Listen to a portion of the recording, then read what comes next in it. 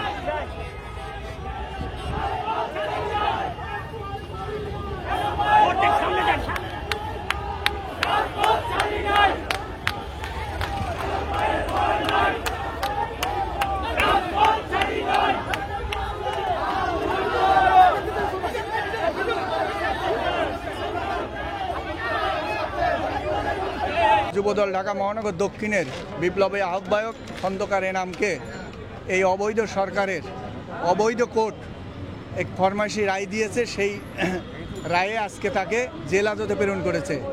তারই প্রতিবাদে আমরা একটা গণতান্ত্রিক উপায়ে একটা সুষ্ঠু সুন্দর একটা মিছিল করতে চেয়েছি প্রতিবাদ স্বরূপ।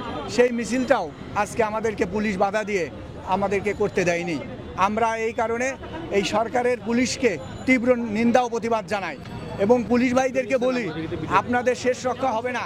আপনারা এই অবৈধ শেখ হাসিনাকে আপনারা শেষ রক্ষা করতে পারবেন না। তার প্রমাণ, তার জ্বলন্ত প্রমাণ আপনি দেখেন। বেনজির পালাইছে, আপনাদেরকেও পালাইতে হবে এক এক করে। আজিজ পালাইছে, আজিজের মতো আপনাদেরকেও পালাইতে হবে। তাই বলতেছি যে আপনারা জনগণের কাতারে, জনগণের পালস বুঝে জনগণের সাথে চলে আসুন।